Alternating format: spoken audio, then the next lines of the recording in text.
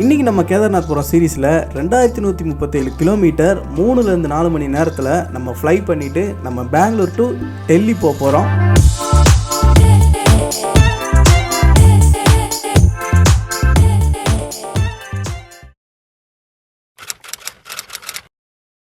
நம்ம இப்போ வந்து பெங்களூர் ஏர்போர்ட் வந்துட்டோம்.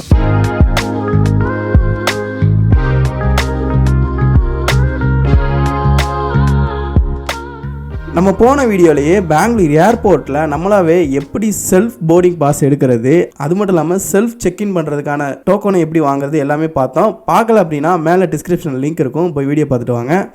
எல்லாத்தையும் கலெக்ட் பண்ணதுக்கப்புறம் ஈஸி செக்இன் பண்ணுறதுக்கு டிஜி யாத்ரா அப்படின்னு சொல்லி மொபைலில் ஒரு ஆப் இருக்குது. அதை இன்ஸ்டால் பண்ணிட்டோம் அப்படின்னா நம்ம ஈஸியாக வந்து செக்இன் பண்ணிட்டு உள்ளே போயிடலாம். எல்லாத்தையும் கலெக்ட் பண்ணிவிட்டு பெங்களூர் ஏர்போர்ட்டுக்குள்ளே என்ட்ரி ஆகிட்டோம். ஃபஸ்ட்டு வந்து எல்லாமே அவங்களே பண்ணி கொடுப்பாங்க. இப்போ வந்து நம்மளே வந்து நம்ம பேக்கு செல்ஃப் செக்இன்கான அந்த ஸ்டிக்கரை நம்மளே ஒட்டணும்.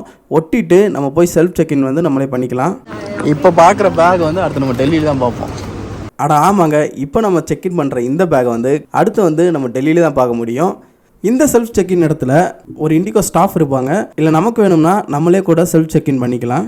நம்ம போர்டிங் பாஸை ஸ்கேன் பண்ணிவிட்டு நம்ம லக்கேஜ் வச்சிட்டோம் அப்படின்னா ஆட்டோமேட்டிக்காக உள்ள செல்ஃப் செக்இன் ஆயிரும். Fully automated.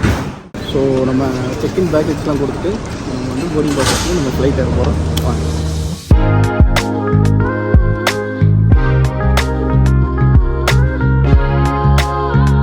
செக்இன்லாம் முடிச்சுட்டு உள்ளே வந்துட்டோம். நம்ம நேற்று நைட்டு கோயம்புத்தூரில் சாப்பிட்டோம். காலையில் செம்மையாக பசிக்க ஆரம்பிச்சிருச்சு. சரி இங்கே சாப்பிட்லான்னு பார்த்தா எல்லாமே வந்து ஃபுல்லி எக்ஸ்பென்சிவ். ஸ்டார் பக்ஸ்லாம் இருக்குது, பட் பயங்கரமான எக்ஸ்பென்சிவாக இருந்தது. ஸோ நமக்கு ஏற்ற மாதிரி நாங்கள் வீட்டில் இருந்தே வந்து ப்ரெட்டும் ஜாமும் எடுத்து வந்துட்டோம். ஏர்போர்ட்டில் செக்இன் பாயிண்ட் பக்கத்துலேயே வந்துட்டு ப்ரெட்டையும் ஜாமும் வச்சுட்டு சாப்பிட ஆரம்பிச்சிட்டோம். ஏன் அப்படின்னா இங்கே வந்து ஃபுல்லாகவே வந்து எக்ஸ்பென்சிவாக இருக்கும். ஸோ அதனால் அந்த ப்ரெட்டு தான் வந்து நமக்கு இன்றைக்கி காலையில் டிஃபன். சூப்பரான ஒரு பிரேக்ஃபாஸ்ட். ஸோ சாப்பிட்டுட்டு பெங்களூர் ஏர்போர்ட்டை கொஞ்ச நேரம் சுற்றி பார்த்துட்டு இருந்தோம். நல்லா ப்ளசண்ட்டாக இருந்தது. கொஞ்ச நேரத்துலேயே வந்து நாங்கள் போக போகிற அந்த ஃப்ளைட் வந்துருச்சு. இந்த ஃப்ளைட்டில் நம்ம போக போகிறோம்.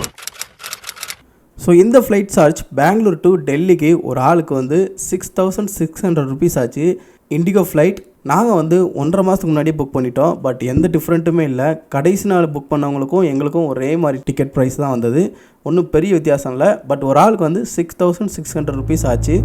ஸோ ஃபைனலாக நாங்கள் எல்லா செக்கினும் முடிச்சுட்டு நாங்கள் ஃப்ளைட் ஏற போகிறோம்.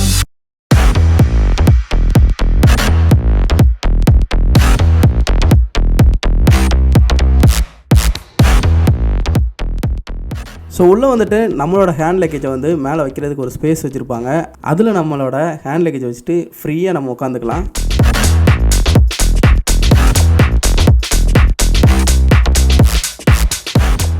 ஸோ நம்ம டெல்லி கிளம்பிட்டோம்.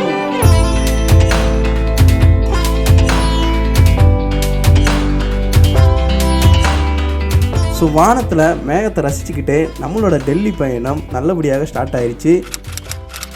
ஸோ இந்த ஃப்ளைட் பார்த்தீங்கன்னா பெங்களூரில் அரௌண்ட் 9:15 வந்து ஸ்டார்ட் ஆச்சு. டெல்லியில் 12 மணி 5 நிமிஷத்துக்கு போய் ரீச் ஆகும்னு சொல்லி எங்களுக்கு அப்டேட் இருந்தது. கிட்டத்தட்ட 2.5 மணி நேரத்துக்கு மேலே நம்ம இந்த ஃப்ளைட்டில் ஜேர்னி பண்ணிக்கிட்டு இருக்கோம்.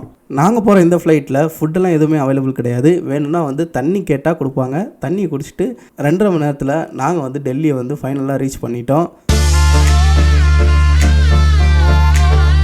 நம்ம எப்போயுமே ஃப்ளைட்டில் போகிறப்ப ஃப்ளைட்டோட பிக்சர் எடுக்கணும்னு சொல்லி எல்லாருக்குமே ஆசை இருக்கும். அதே மாதிரி நம்ம இன்றைக்கி இறங்கும் போது கிட்டத்தட்ட ஒரு 10 செகண்ட் இருக்கும். அதுக்குள்ளே முடிஞ்ச அளவுக்கு எவ்வளோ செல்ஃபி எடுக்கணுமோ எடுத்துக்குவோம். Welcome to Delhi.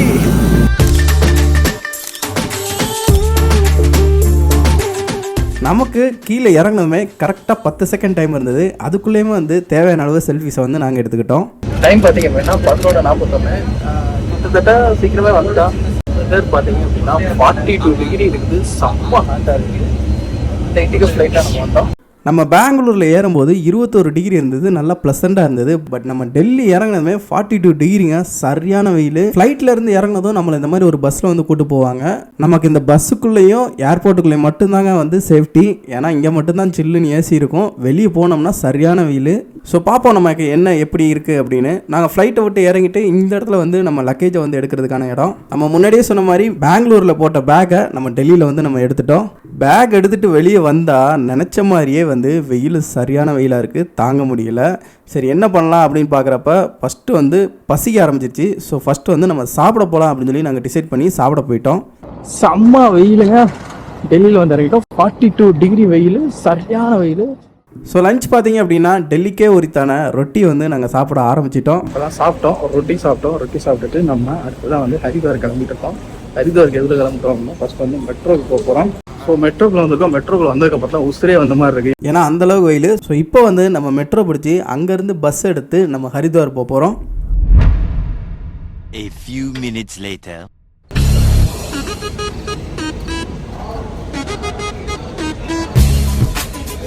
அதாவது மெட்ரோவில் ஏறலாம்னு சொல்லி போனோம். அங்கே போகிற இடத்துக்கு வந்து அந்த மெட்ரோ வந்து போகணும்னு சொல்லிட்டாங்க. ஸோ வெயில் வேறு ரொம்ப ஓவராக இருந்தது. ஸோ ஃபஸ்ட்டு வந்து நம்ம இந்த டெல்லி விட்டு உடனே கிளம்பணும்டா அப்படின்னு சொல்லிட்டு வேறு வழி இல்லாமல் நாங்கள் டாக்ஸி பிடிச்சிட்டு நாங்கள் கிளம்பிட்டோம். கூட வந்தவங்களும் வெயிலுக்கு தாங்க முடியாமல் ஆயிட்டாங்க. உண்மையிலே அந்த வெயிலுக்கு யாராக இருந்தாலும் மண்டையே குழம்பி போயிடும், ஏன்னா அவ்வளோ வெயில். ஸோ உடனே வந்து நாங்கள் இந்த இடத்த விட்டு கிளம்பலாம்னு சொல்லி கேபை பிடிச்சிட்டு போயிட்டோம். அடிக்கிற வெயிலுக்கு ஒவ்வொருத்தர் மூஞ்சும் மாறிடுச்சு. பட் நம்ம என்ன வெதர்னாலும் நம்ம எப்போயுமே வந்து ஜாலியாக தான் இருப்போம்.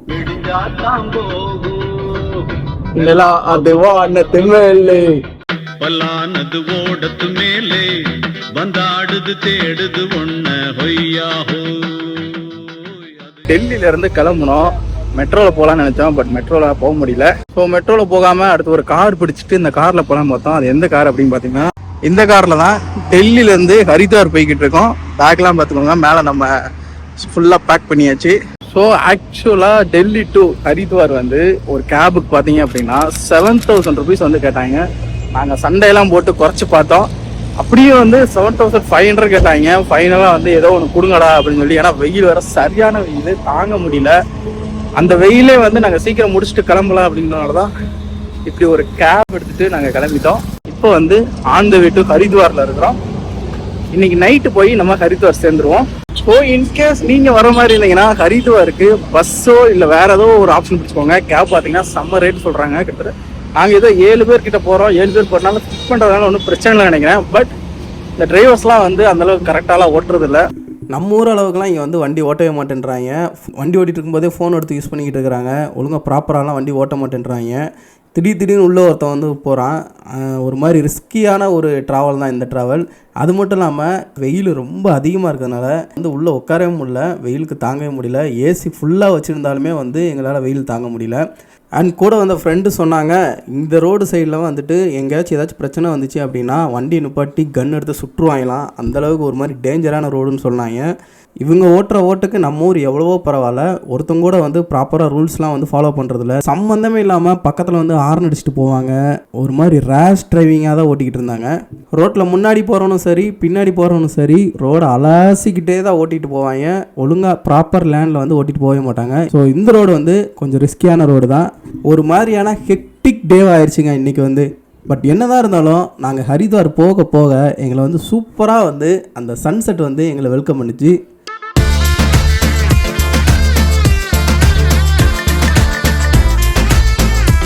So welcome to Haridwar. So ஃபைனலாக ஒரு வழியாக 214 கிலோமீட்டர் கிட்டத்தட்ட 7 மணி நேரம் வந்து எங்களை இந்த கேபில் வந்து அவர் கூட்டு வந்தார். உண்மையிலே ஒரு லாங் ட்ராவல், பயங்கர ஸ்லோவாக தான் வந்தார். ஸோ ஃபைனலாக நாங்கள் ஹரித்வார் வந்து ரீச் பண்ணிட்டோம்.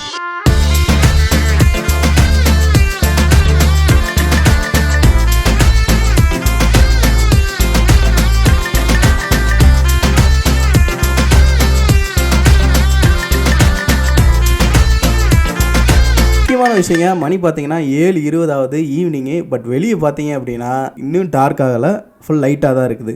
Welcome to Haridwar.